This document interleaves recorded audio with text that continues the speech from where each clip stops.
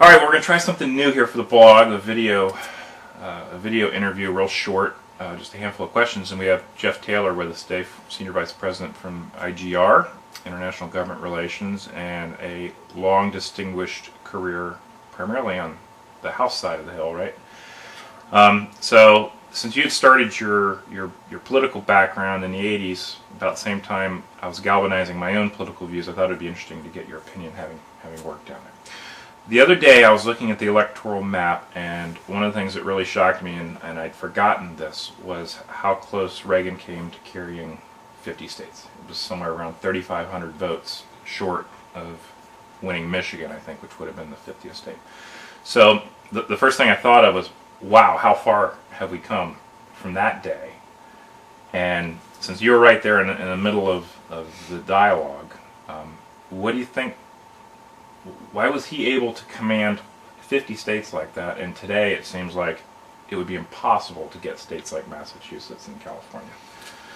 Well, he had come in the race of 1980 against Jimmy Carter, who was, most would assume, one of the worst presidents in United States history. So people were ready to just simply get rid of Jimmy Carter. And so I think part of that was a very clear message of Ronald Reagan's of limited government, more freedom. You had a military that was, some would guess, at 35% preparedness. You had the Iranian crisis in 1979 and 1980. You had the famous Malaise speech of Jimmy Carter.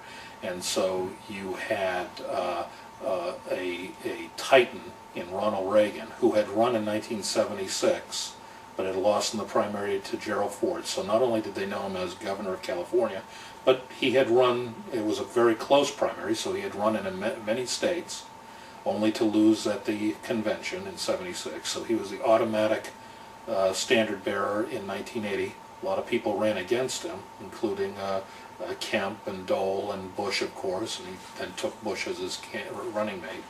But it was really Ronald Reagan's race, and so he ran an unbelievable race that year against a very weak Democrat, and he was able to pick up every state except for Minnesota, I believe. Yes, sir. And so, but that's you know, taking that to 2010 and then 2012. Finding a candidate against a President Obama who is articulate and has the right philosophy. That doesn't necessarily mean hard right, but it certainly means solid conservative and very clear principles of limited government, lower taxes, lower spending, more freedom, sound foreign policy.